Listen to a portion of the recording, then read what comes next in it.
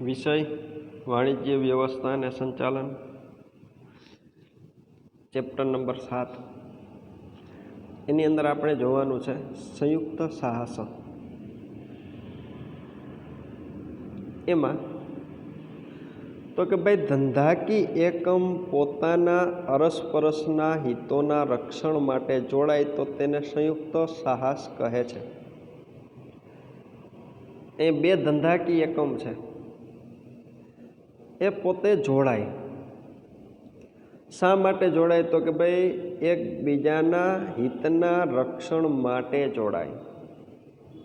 તો એને જ કયા નામે ઓળખવામાં આવે છે? તો કે ભાઈ એને જ સંયુક્ત સાહસ તરીકે ઓળખવામાં આવે છે. અહીંયા એક ધંધાકીય એકમ છે એ બીજા ધંધાકીય એકમ સાથે જોડાય તેની પાછળનું કારણ તો કે ભાઈ જો બજારની અંદર બંનેનું અસ્તિત્વ ટકાવવું હશે તો જોડાવું જરૂરી છે. જો નહીં જોડાય તો બંનેના અસ્તિત્વને જોખમ છે. સમજાઈ ગયું? આવી રીતે જોડાતા એકમો ખાનગી, સરકારી માલિકીના કે વૈશ્વિક સાહસો હોઈ શકે છે. તો કે ભાઈ આવા ધંધાકીય એકમો ક્યાં હોય? તો કે ભાઈ ખાનગી માલિકીના એકમો હોય, સરકારી માલિકીના એકમો હોય અને વૈશ્વિક સાહસો હોય ને એ પણ જોડાતા હોય છે. આવા સાહસ લાંબા ગાળા માટે હોય છે. કોઈ પણ કદ ધરાવતા ધંધાકીય એકમો તેમના સહિયારા હેતુને પાર પાડવા અને અરસપરસના હિતોના રક્ષણ માટે જોડાય છે. તો કે ભાઈ કોઈ પણ પ્રકારનું કદ ધરાવતો ધંધાકીય એકમ એ એમના સહિયારા હેતુને તો કે સિદ્ધ કરવા માટે, પાર પાડવા માટે, અરસપરસના હિતના રક્ષણ માટે જોડાતા હોય છે. અહીંયા સંયુક્ત સાહસ બંને પક્ષની જરૂરિયાત મુજબ રાખી શકાય છે. જો સંયુક્ત સાહસ બે જુદા જુદા દેશોના ધંધાકીય એકમ વચ્ચે થતું હોય તો બંને દેશોની સરકારોએ નક્કી કરેલા કાયદાઓનું પાલન અતિ આવશ્યક હોય છે. અહીંયા શું કીધું? તો કે સંયુક્ત સાહસો બંને પક્ષની જરૂરિયાત મુજબ રાખી શકાય. તો કે ભાઈ અહીંયા કયા ધંધાકીય એકમ છે એને કેવી જરૂરિયાત છે એ મુજબ સંયુક્ત સાહસની રચના થઈ શકે. દાખલા તરીકે, ઉદાહરણ તરીકે જોઈએ તો કે ભાઈ આપણે જીવન જરૂરિયાત માટે તો કે ભાઈ ઘઉંની જરૂરિયાત છે, ખાવા માટે ઘઉંની જરૂરિયાત છે, અસ્તિત્વ ટકાવવું છે, જીવન જીવવું છે, ઘઉંની જરૂરિયાત છે. તો અહીંયા આપણે એવા ધંધાકીય એકમ સાથે, એવા દેશ સાથે સંબંધ રાખીશું કે જે ઘઉંનું મોટા પાયા પર ઉત્પાદન કરતા હોય. પાછું તો કે ભાઈ એ દેશ છે એ શું વિચારશે? તો કે ભાઈ એની પાસે તો મોટા પાયા પર ઘઉંનું ઉત્પાદન થાય છે, એની આપણે નિકાસ કરશે, પણ આપણા દેશમાંથી એને કઈ વસ્તુ છે એ મળી રહેશે. સમજાઈ ગયું? તો કે આ શું કહેવાય? બંને પક્ષની જરૂરિયાત કહેવાય. અહીંયા બંને દેશોની સરકારોએ નક્કી કરેલા કાયદાનું પાલન છે ને એ અતિ આવશ્યક છે. એક ઉદાહરણ કહું તો કે ભાઈ હીરો અને હોન્ડા કંપની. હીરો કંપની છે એ ભારત દેશની કંપની છે, હોન્ડા કંપની છે એ વિદેશની કંપની છે. અહીંયા હીરોની સાયકલ છે ને એ આવતી અને દેશની જનતા છે ને તેને વિશ્વાસ કેની ઉપર હતો? તો કે ભાઈ હીરોની સાયકલ ઉપર વિશ્વાસ હતો. એટલે વિશ્વના દેશોમાંથી તો કે ભાઈ આપણા દેશની અંદર વેપાર કરવા આવેલી હોન્ડા કંપની હતી ને એને ખ્યાલ આવ્યો કે ભાઈ અહીંયા હોન્ડાના નામે આપણે ભારત દેશની અંદર વસ્તુનું વેચાણ કરી શકશું નહીં. એટલા માટે એ હીરો કંપની સાથે જોડાણ કર્યું, એટલે કે સંયુક્ત સાહસ બન્યું. અને હીરો હોન્ડા છે ને એ આખા દેશની અંદર પહોંચાડી.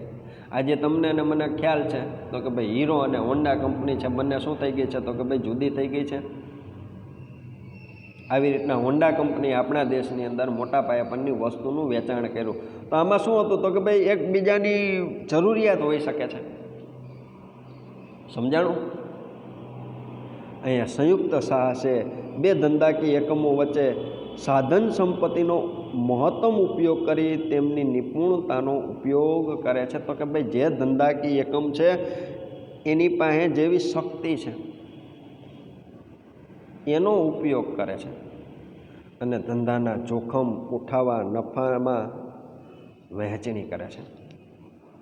તો કે ભાઈ બંને છે એ શું કરે છે? તો કે ભાઈ ધંધાકીય જોખમ છે એ ઉઠાવે છે અને જો ધંધાકીય જોખમ ઉઠાવી અને સાથે સાથે તો કે ભાઈ જે નફો થાય એની બંને પક્ષો વચ્ચે વહેંચણી કરવામાં આવે છે. આગળ તો કે ભાઈ સંયુક્ત સાહસ શરૂ કરવાનો હેતુ ધંધાનું વિસ્તરણ, નવી પેદાશોના વિકાસ કે નવા બજારોના વિસ્તરણ કરવાનો હોય છે. તો કે ભાઈ સંયુક્ત સાહસ છે તે શરૂ થાય છે તેની પાછળનું કારણ તો કે ભાઈ અહીંયા ધંધાકીય એકમ છે એના ધંધાનું વિસ્તરણ કરવું છે, નવી પેદાશો છે એનો મોટા પાયા પર વિકાસ કરવો છે, નવા બજારની અંદર વિસ્તરણ કરવાનો હેતુ હોય. દાખલા તરીકે વિદેશની કંપની આપણા દેશની અંદર વસ્તુ વેચવા માટે આવશે એટલે શું કરશે? તો કે ભાઈ પહેલાં તો આપણી કોઈ કંપની હશે એની સાથે જોડાણ કરશે અને બજારની અંદર પોતે સરળતાથી પ્રવેશી શકશે. બરોબર છે. હાલમાં ઘણા બધા ઔદ્યોગિક સાહસો બીજા ઔદ્યોગિક સાહસો સાથે વ્યૂહાત્મક જોડાણ કરે છે. આવા જોડાણ ઔદ્યોગિક સાહસો પોતાની પૂરક કે ફાજલ શક્તિનો ઉપયોગ કરવા માટે, વિતરણના માર્ગના વિકાસ માટે, ઔદ્યોગિક પ્રક્રિયા માટે કે નાણાકીય બાબતો માટે કરતા હોય છે. તો કે ભાઈ અહીંયા ઔદ્યોગિક સાહસો છે તે જોડાય છે તેની પાછળનું કારણ શું? તો કે ભાઈ એની પાસે જે પૂરતી કે ફાજલ શક્તિ પડેલી છે ને એનો ઉપયોગ કરવો. પછી તો કે ભાઈ એણે વસ્તુને ગ્રાહક સુધી પહોંચાડવી છે. તો કે ભાઈ વિતરણ માર્ગનો વિકાસ કરવો હોય. અહીં ઔદ્યોગિક પ્રક્રિયા માટે કે નાણાકીય બાબતો માટે છે ને સંયુક્ત સાહસોની રચના થતી હોય છે. અહીં ભારતમાં સંયુક્ત સાહસો માટે કોઈ અલગ કાયદો નથી. ભારતમાં નોંધાયેલી કંપની સ્થાનિક કંપની ગણાય છે. અત્યારે ઘણા બધા સંયુક્ત સાહસો સફળતાપૂર્વક ભારતમાં પોતાની કામગીરી છે કરી રહ્યા છે. જો કોઈ પણ સંયુક્ત સાહસમાં વિદેશી ભાગીદારી હોય કે બિન નિવાસી ભારતીય હોય તો ભારત સરકારની મંજૂરી આવશ્યક બને છે. તો કે ભાઈ અહીંયા આપણે યાદ રાખવું પડશે. તો કે ભાઈ અહીંયા જો કોઈ સંયુક્ત સાહસમાં તો કે ભાઈ એક કંપની ભારતની હોય અને બીજી કંપની છે એ વિદેશની હોય તો એના માટે ભારત સરકારની મંજૂરી છે એ આવશ્યક છે. આવી મંજૂરી રિઝર્વ બેંક ઓફ ઇન્ડિયા અથવા વિદેશી રોકાણ વૃદ્ધિ નિગમ દ્વારા પરિસ્થિતિને આધીન રહીને મળી શકે છે. તો કે ભાઈ વિદેશી કંપની સાથે આપણી કંપનીની જોડાણ છે એને મંજૂરી ક્યારે મળી શકશે? તો કે ભાઈ એમાં રિઝર્વ બેંક ઓફ ઇન્ડિયા મંજૂરી આપી શકે છે. પછી તો કે ભાઈ વિદેશી રોકાણ વૃદ્ધિ નિગમ ફોરેન ઇન્વેસ્ટમેન્ટ પ્રમોશન બોર્ડ એ પણ પરવાનગી આપી શકે છે અને જે તે પરિસ્થિતિને ધ્યાનમાં લઈ અને મંજૂરી છે એ પોતે આપી શકે છે. બરાબર છે. હવે આપણે જોઈએ સંયુક્ત સાહસો છે તેના લક્ષણો. એની અંદર આપણે જોઈએ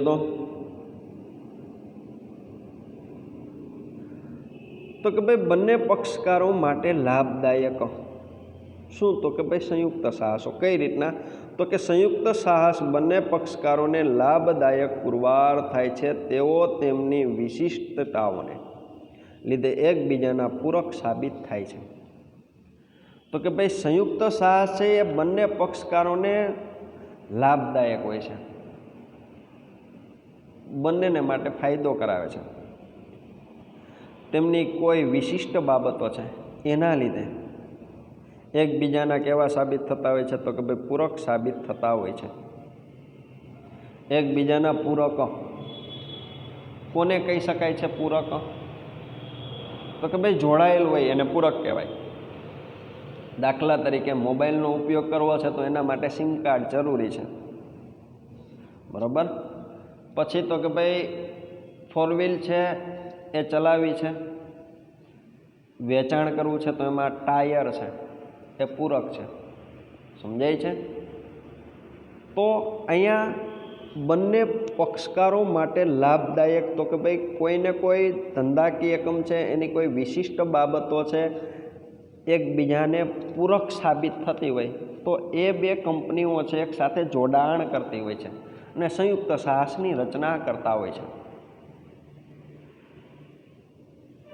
બીજો નંબર કીધો છે વધુ સાધન સંપત્તિ અને ક્ષમતાઓ. તો કે ભાઈ બે પક્ષકારો સંયુક્ત સાહસ દ્વારા જોડાય ત્યારે બંને પક્ષકારો પોતાની સાધન સંપત્તિ અને ક્ષમતાનો લાભ એકબીજાને આપે છે. એ કોની વાત કરેલી છે? તો કે ભાઈ બે ધંધાકીય એકમો છે તેની વાત કરેલી છે. શું થાય છે? તો કે ભાઈ સંયુક્ત સાહસ છે એ બને છે તો બંને પક્ષકારો છે પોતાની જે સાધન ક્ષમતા છે, સાધન સંપત્તિ છે એનો લાભ છે ને એકબીજાને આપે છે. આમ બંને પક્ષકારોની સંયુક્ત સાધન સંપત્તિ અને ક્ષમતા તેમને વધુ સારી ધંધાકીય તક છે તે પૂરી પાડે છે. તો કે ભાઈ એક ધંધાકીય એકમ છે એ બીજા ધંધાકીય એકમને શું કરશે? તો કે ભાઈ જે પક્ષની જે જરૂરિયાત છે, તો કે ભાઈ એક પક્ષ હોય એની પાસે સાધન સંપત્તિ છે તેનું અછત હોય, કોઈ પક્ષ હોય એની પાસે ક્ષમતાનું અછત હોય, તો બંને પક્ષો જોડાય છે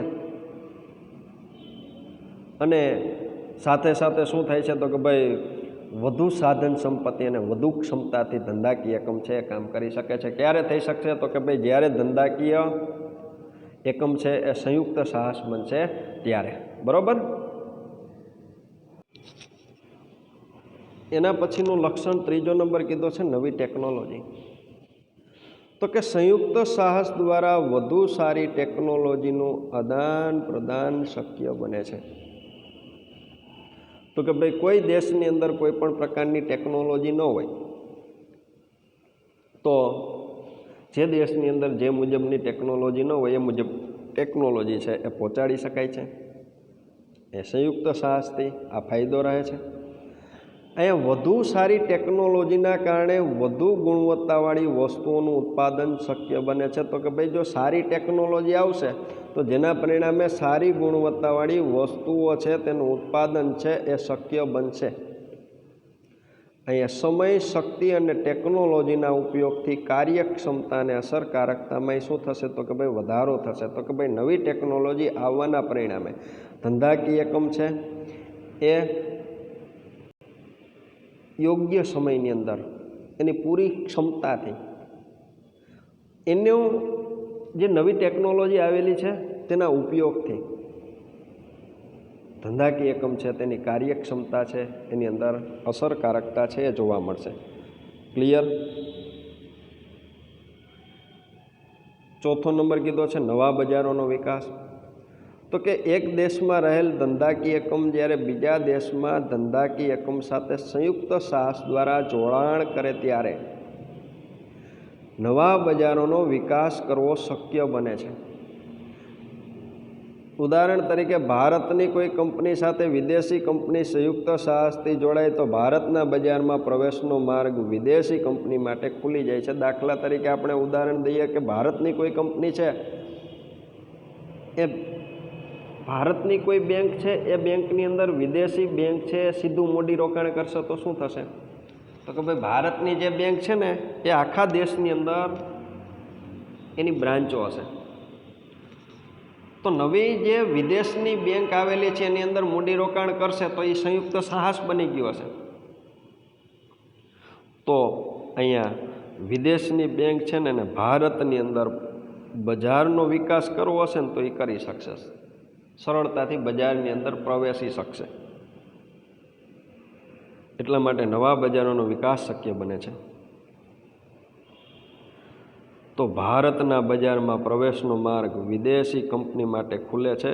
ઘણી બધી કંપનીઓ પોતાના દેશના બજારમાં મહત્તમ વેચાણ સુધી પહોંચ્યા પછી વિદેશોના બજારમાં સંયુક્ત સાહસ દ્વારા પ્રવેશ મેળવી તેમનો વિકાસ સતત ને સતત શું કરે છે? તો કે ભાઈ ચાલુ રાખે છે. તો કે ભાઈ કેટલીક કંપનીઓ શું કરતી હોય છે? તો કે ભાઈ પહેલાં પોતાના દેશની અંદર મોટા પાયા પરનું બજાર છે એ કવર કરી લે.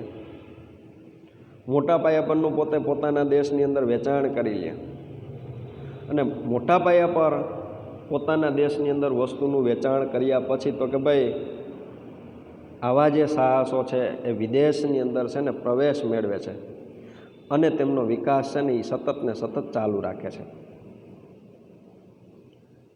પછી તો કે ભાઈ નંબર અહીંયા 5મો કીધો છે, એમાં તો કે શોધખોળો. તો કે સંયુક્ત સાહસ દ્વારા નવી અને સર્જનાત્મક પેદાશો બજારમાં મૂકવામાં આવે છે. તો કે ભાઈ સંયુક્ત સાહસથી થાય છે શું? તો કે ભાઈ નવી સર્જનાત્મક પેદાશો બજારની અંદર મૂકવામાં આવે છે. વિદેશી ભાગીદારો ઘણી વખત તેમના નવા વિચારો અને વધુ સારી ટેકનોલોજીનો લાભ સંયુક્ત સાહસ દ્વારા પૂરા પાડે છે. એ વિદેશી ભાગીદારો છે એ ઘણી વખત પોતાના નવા વિચારો, વધુ સારી ટેકનોલોજી અને લાભ છે એ દેશની જનતાને પૂરા પાડે છે. કોણ? તો કે ભાઈ સંયુક્ત સાહસો. આવું શક્ય શેના આધારે બને છે? તો કે ભાઈ આવું શોધખોળના આધારે શક્ય છે ને એ બને છે. ક્લિયર? પછી આગળ વધીએ તો 6થો નંબર કીધો છે નીચી ઉત્પાદન પડતર. તો કે ભાઈ આધુનિક ટેકનોલોજીના ઉપયોગના કારણે અને મોટા પાયા પરના ઉત્પાદનના કારણે પેદાશની ઉત્પાદન પડતર નીચી રહે છે. તો કે ભાઈ સંયુક્ત સાહસ બનતા ધંધાકીય એકમ છે એને નવી ટેકનોલોજી મળશે. એ ટેકનોલોજીના ઉપયોગના કારણે ધંધાકીય એકમ છે એ શું કરશે? તો કે ભાઈ મોટા પાયા પરના ઉત્પાદન છે ને એને શક્ય બનશે અને જેના પરિણામે શું થશે? તો કે ભાઈ પેદાશની ઉત્પાદન પડતર છે તે નીચી આવશે. તો કે આવી રીતના નીચી ઉત્પાદન પડતર લાવવા માટે સંયુક્ત સાહસો છે એ ઉપયોગી નીવડી શકે છે. એ નીચી ઉત્પાદન પડતરના કારણે વેચાણ કિંમત નીચી રહે છે, જે પેદાશની માંગમાં વધારો કરે છે. અહીંયા પેદાશની માંગમાં શું થાય? તો કે ભાઈ વધારો. શેના પરિણામે? તો કે ભાઈ વસ્તુની કિંમત ઓછી હશે તો વેચાણ કિંમત પણ નીચી રાખી શકાશે. તો સંયુક્ત સાહસના પરિણામે આવો પણ લાભ થઈ શકે છે. પછી નંબર 7મો તો કે ભાઈ ધંધાકીય શાખમાં વધારો. બે જુદા જુદા ધંધાકીય એકમો સંયુક્ત સાહસ દ્વારા જોડાય છે. બંને ધંધાદારી એકમોની પોતપોતાની શાખનો લાભ સંયુક્ત સાહસને મળે છે. ઘણી વખત સંયુક્ત સાહસનો એક ભાગીદાર પોતાની ધંધાકીય શાખનો ઉપયોગ સંયુક્ત સાહસને કરવા દે છે, તેમ કોઈ વિદેશી કંપની સંયુક્ત સાહસના તેના ભારતીય ભાગીદારને પોતાની બ્રાન્ડનો ઉપયોગ કરવાની પરવાનગી આપે છે. દાખલા તરીકે જોઈએ તો આપણા દેશની અંદર જે કંપની છે એ પ્રખ્યાત હોય, એની સાથે વિદેશની કંપની જોડાય, જેના પરિણામે શું થાય? તો કે ભાઈ ભારતની જે કંપની છે એની જે બજારની અંદર પ્રતિષ્ઠા છે એ પ્રતિષ્ઠાનો લાભ વિદેશની કંપનીને પણ મળે છે. એવી જ રીતના ભારતની જો કોઈ કંપની વિદેશના બજારની અંદર જાય તો કોઈ વિદેશની કંપની સાથે જોડાય અને સંયુક્ત સાહસનું સર્જન થાય તો જેના પરિણામે શું થાય છે? તો કે ભાઈ જેના પરિણામે ભારતની કંપનીને પણ વિદેશની જે બજાર છે એનો શું મળે છે? તો કે ભાઈ લાભ મળે છે. બરાબર? અહીંયા સંયુક્ત સાહસો છે તેના લક્ષણો છે તે પૂરા થાય છે. તો કે ભાઈ સંયુક્ત સાહસો છે તેના આપણે કયા લક્ષણો જોયા? એની અંદર નંબર 1 જોયું તો બંને પક્ષકારો માટે લાભદાયક છે, વધુ સાધન સંપત્તિ છે અને ક્ષમતા છે તે મળી રહે છે, નવી ટેકનોલોજી મળી રહે છે, નવા બજારોનો વિકાસ થાય છે, શોધખોળ થાય છે, નીચી ઉત્પાદન પડતર છે તે લઈ શકાય છે અને ધંધાકીય શાખમાં વધારો છે તે શક્ય બને છે. બરાબર? હવે વાત આવે છે જાહેર ખાનગી ભાગીદારી, પબ્લિક પ્રાઇવેટ પાર્ટનરશિપ, PPP. એની અંદર આપણે જોઈએ તો અહીંયા જાહેર અને ખાનગી ભાગીદારી. તો કે જાહેર ખાનગી ભાગીદારી એ સમયની માંગના કારણે ઊભી થયેલ નવી વ્યવસ્થા છે. તો કે ભાઈ અહીંયા સમયની નવી માંગ, તમને ખ્યાલ છે સમય સંજોગો અને પરિસ્થિતિ મુજબ ફેરફારો છે તે આવે છે. તો કે ભાઈ અહીંયા ભાગીદારી, કેવી ભાગીદારી? તો કે જાહેર કે ખાનગી ભાગીદારી એ સમયની માંગના કારણે ઊભી થયેલી એક પ્રકારની નવી વ્યવસ્થા છે. અહીંયા ભારત સરકારે 1991થી ભારતમાં વૈશ્વિકીકરણનો સ્વીકાર કર્યો અને ઘણી બધી પેદાશો, સેવાઓ જે આંતરરાષ્ટ્રીય બજારમાં મળતી વસ્તુઓ ભારતીય બજારમાં ઉપલબ્ધ નથી, પરંતુ તે માટેનું જરૂરી માળખું તૈયાર કરવા મોટા પાયે રોકાણની જરૂરિયાત ઊભી થઈ છે. તો કે અહીંયા ભારત સરકારે શું કર્યું છે? તો કે ભાઈ 1991 પછી વૈશ્વિકીકરણ છે ને તેનો સ્વીકાર કર્યો. વૈશ્વિકીકરણ એટલે શું? તો કે ભાઈ વિશ્વના અર્થતંત્રને આપણા અર્થતંત્ર સાથે સાંકળવું, વિશ્વના અર્થતંત્રને આપણા અર્થતંત્ર સાથે જોડવું. એ એટલે શું કહેવામાં આવે છે? તો કે ભાઈ વૈશ્વિકીકરણ કહેવામાં આવે છે. એ વૈશ્વિકીકરણનો સ્વીકાર કર્યો અને ઘણી બધી પેદાશો, સેવાઓ જે આંતરરાષ્ટ્રીય બજારમાં મળતી વસ્તુઓ ભારતીય બજારમાં ઉપલબ્ધ નથી, પરંતુ તે માટેનું જરૂરી માળખું તૈયાર કરવા માટે મોટા પાયા પર રોકાણની જરૂરિયાત ઊભી થઈ. ઉદાહરણ તરીકે હવાઈ સેવા માટે એરપોર્ટનું વિસ્તૃતીકરણ અને તેને લગતી અન્ય સેવાઓ અત્યંત જરૂરી છે. એ નવી અને આધુનિક કાર માટે તો કે સારા રોડ હોવા અત્યંત જરૂરી છે. આ માળખાના વિકાસ માટે ખૂબ જ મોટું રોકાણ સરકાર માટે ટૂંકા ગાળામાં કરવું શક્ય નથી, એટલે કે અશક્ય હતું.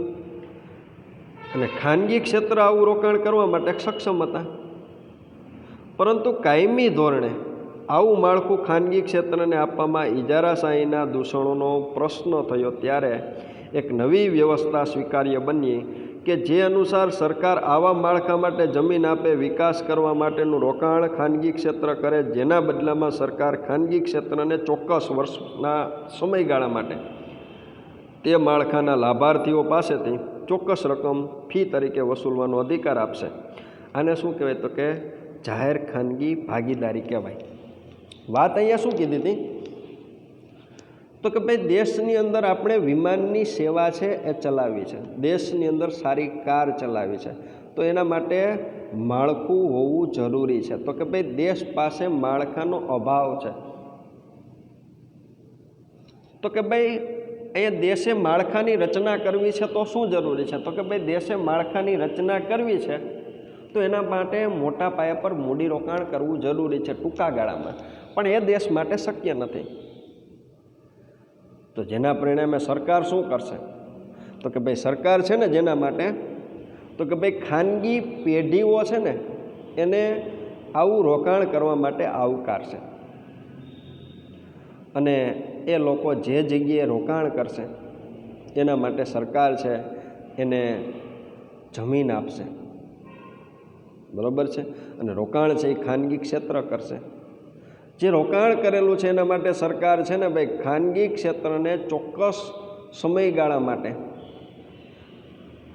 એ જે પ્રજાને જે વસ્તુ માટે લાભ આપેલો છે, બરાબર છે, એની પાસેથી ચોક્કસ રકમ ફી તરીકે વસૂલવાનો અધિકાર આપશે. કોને? તો કે ભાઈ ખાનગી રોકાણકારોને. એ ચોક્કસ સમયગાળો પૂરો થાય ત્યાં સુધી આવા માળખાની જાળવણીનું કાર્ય પણ ખાનગી ક્ષેત્રે રાખવાનું રહેશે, અને તે પછી આવું માળખું ખાનગી ક્ષેત્ર સરકારના હવાલે કરી દેશે. પછી તે માળખાની જાળવણીનું કામ સરકારનું રહેશે. ઉદાહરણ તરીકે અમદાવાદ વડોદરાને જોડતો એક્સપ્રેસ વે, આપને ખ્યાલ છે અહીંયા ટોલ ટેક્સ નાખેલો હોય છે. હવે એ રોડ બનાવવાનું કામ છે ને ખાનગી કંપનીને આપેલું હોય. હવે ખાનગી કંપની છે અહીંયા શું કરશે? તો કે ભાઈ ટોલ નાકા ઊભા કરી દેશે અમુક સમયાંતરે. ત્યાં જે વાહન ચાલકો એ રસ્તાનો ઉપયોગ કરશે એની પાસેથી ટેક્સ લેવામાં આવશે, ને એની પાસેથી ટેક્સ લેવામાં આવશે એટલે શું થશે? તો કે ભાઈ એની પાસેથી ટેક્સ લેવામાં આવશે એટલે ખાનગી ક્ષેત્ર છે એને આવક ઊભી થશે. તો કે ભાઈ અહીંયા રસ્તા બનાવવાનું કામ ખાનગી ક્ષેત્રએ કરેલું છે. અમુક વર્ષો સુધી આવી કંપનીઓ છે તે રસ્તાનો જે વ્યક્તિ ઉપયોગ કરે છે એની પાસેથી ફી તરીકે, ભાડા તરીકે અમુક રકમ છે એ વસૂલ છે ને આવી રીતના પોતે આવકનું સર્જન કરશે.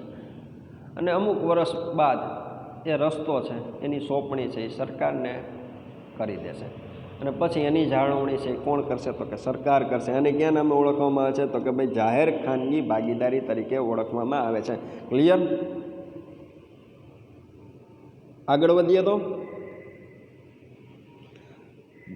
જાહેર ઉપયોગિતા, એમાં તો કે શહેરો અને ગામડાઓમાં વિકાસને કારણે નાગરિક સુવિધાઓની જરૂરિયાત સતત વધતી જાય છે. શહેર અને ગામડાઓમાં શહેરનોય વિકાસ થયો છે ને ગામડાનોય વિકાસ થયો છે.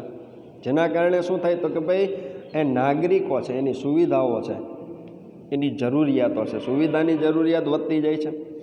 એ આધુનિક નાગરિક જીવનમાં કેટલીક સેવાઓ અને સુવિધાઓ છે એ જરૂરી બનતી જાય છે. આવી જરૂરિયાતવાળી સેવાઓ અને સુવિધાઓ કાર્યક્ષમ રીતે અવિરત પૂરી પાડવા વ્યવસ્થા તંત્રને જાહેર ઉપયોગિતા તરીકે ઓળખવામાં આવે છે. તો કે ભાઈ જાહેર ઉપયોગિતા કોને કહેવાય? તો કે ભાઈ જાહેર ઉપયોગિતા એટલે કે ભાઈ કેટલીક સેવાઓ એવી છે કે જનતા માટે એ સેવા છે એ જરૂરી બનતી જાય છે. તો આવી જે સેવાઓ છે, સુવિધાઓ છે એ મોટા પાયા પર પૂરી પાડતા વ્યવસ્થા તંત્રને જાહેર ઉપયોગિતા તરીકે ઓળખવામાં આવે છે.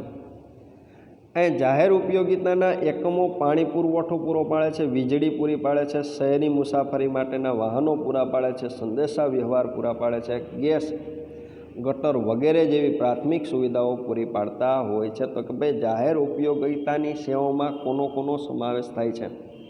તો કે ભાઈ જાહેર ઉપયોગી સેવાઓની અંદર તો કે ભાઈ પાણી પુરવઠાનો સમાવેશ થાય છે, વીજળીનો સમાવેશ થાય છે, શહેરી મુસાફરીનો સમાવેશ થાય છે, સંદેશા વ્યવહારનો સમાવેશ થાય છે, ગેસ, ગટર વગેરે જેવી પ્રાથમિક સુવિધાઓ છે તેનો પણ સમાવેશ થાય છે. આવી સેવાઓની ગુણવત્તામાં થતો ઘટાડો એ જાહેર જીવનને શું કરે છે? તો કે ભાઈ અસર કરે છે. તેથી જાહેર ઉપયોગિતાના એકમોને ઇજારાશાહી આપવામાં આવે છે અને તેની ઉપર નિયંત્રણ પણ રાખવામાં આવે છે. તો કે ભાઈ આવી જાહેર સેવાઓ પૂરી પાડતા એકમો છે એને ઇજારાશાહી ભોગવવા દેવા માટેનો અધિકાર આપવામાં આવે છે અને સાથે સાથે એની ઉપર નિયંત્રણ પણ રાખવામાં આવે છે. અને જાહેર ઉપયોગિતાની સેવા દરેક નાગરિકને નિયમિત રીતે વધારે કાર્યક્ષમતાથી ઓછા ખર્ચે અને ખૂબ નજીકના સ્થળેથી પ્રાપ્ત થાય, કોઈ પણ જાતના ભેદભાવ વગર નિયમિત આ સેવા છે એ પૂરી પાડવામાં આવે છે. આપણે જોઈએ છીએ જાહેર ઉપયોગિતાની સેવાની અંદર તો કે ભાઈ શહેરની અંદર આપણે મુસાફરી કરવી છે તો સિટી બસની સેવા છે. પછી તો કે ભાઈ પાણી પુરવઠો મળે છે એની સેવા છે, વીજળી મળે છે એની સેવા છે. એની અંદર કોઈ પણ પ્રકારનો કોઈ વ્યક્તિઓ પાસે ભેદભાવ રાખવામાં આવતો નથી. ભેદભાવ વગર નિયમિત રીતે આવી સેવાઓ છે એ પૂરી પાડવામાં આવે છે. જાહેર ઉપયોગિતાની સેવા દરેક નાગરિકને નિયમિત રીતે વધારે કાર્યક્ષમતાથી ઓછા ખર્ચે અને ખૂબ જ નજીકના સ્થળેથી પ્રાપ્ત થાય છે. કોઈ પણ જાતના ભેદભાવ વગર નિયમિત આ સેવા છે એ પૂરી પાડવામાં આવતી હોય છે.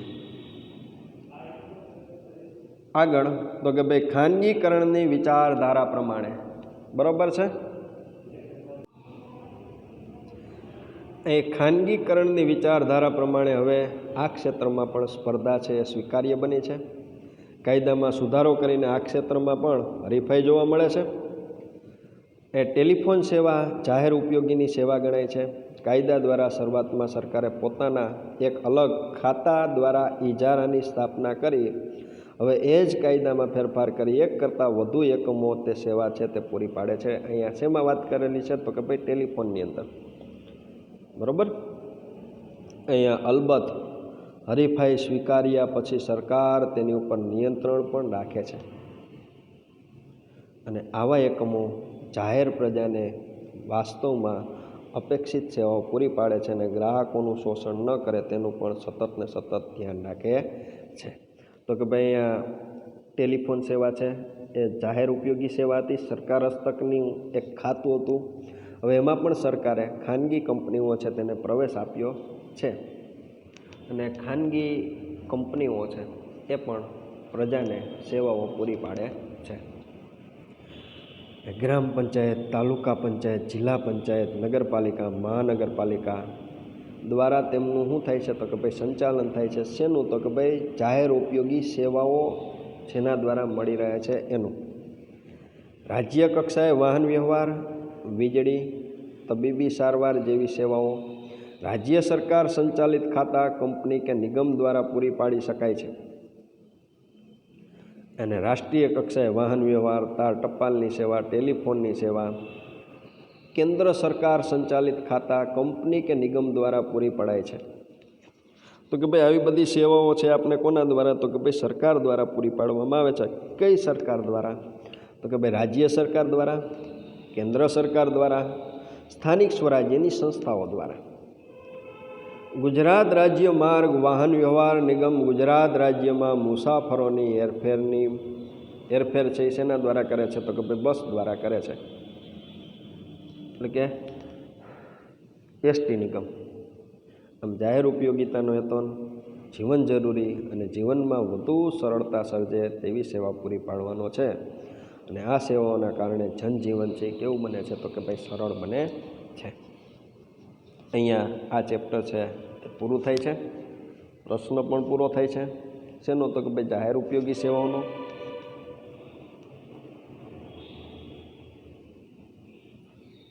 આજના લેક્ચરની અંદર આપણે સંયુક્ત સાહસોના લક્ષણો, જાહેર ખાનગી ભાગીદારી અને જાહેર ઉપયોગિતા છે તેનો અભ્યાસ કરેલો છે.